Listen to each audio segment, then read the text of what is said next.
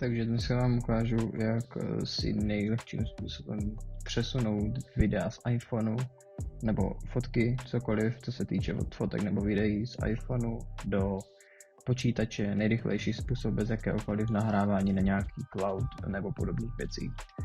První věc, stáhnout si do počítače ten odkaz, který je v popisu. Windows, jestli máte Windows, Mac, jestli máte Mac. Až si to stáhnete, tak si to nainstalujete, tím procházet nebudu, to je jasné, to si myslím, že každý chápe. Otevřete si to. Druhá věc, co potřebujete udělat, je na mobilu si stáhnete úplně tu stejnou aplikaci do vašeho mobilu, takže bude tady ten Simple Transfer, foto plus video, odkaz dám taky do popisu. Otevřete si ho, máte to otevřené na obou dvou zařízeních.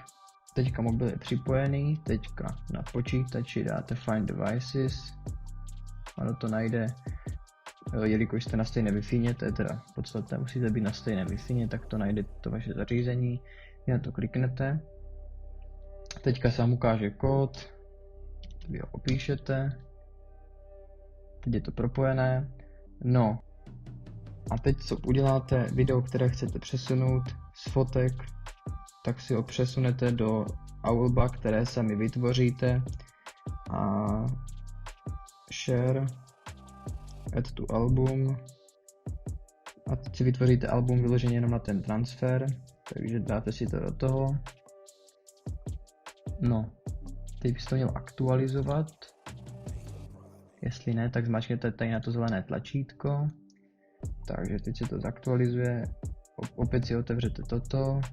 A teď už to tady máte, kliknete na to, tady už je to video, download, teď si uložíte kam ho chcete, já to nechám na tu plochu, originál, nic tady nepotřebujeme, dám prostě jenom download, má to 13,5 MB,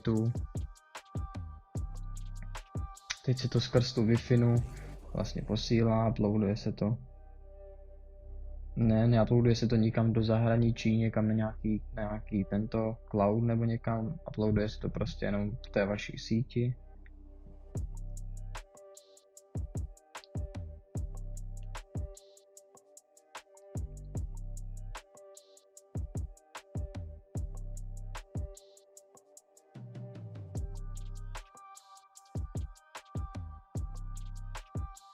Tak, všechno se nám toto stáhlo, toto můžete zavřít, mobil můžete už taky zavřít, podíváte se na plochu a vidíte, že tady je to video.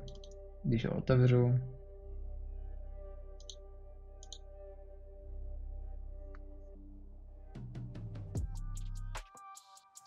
takže toto je to video, které budu přesouvat z mobilu do počítače.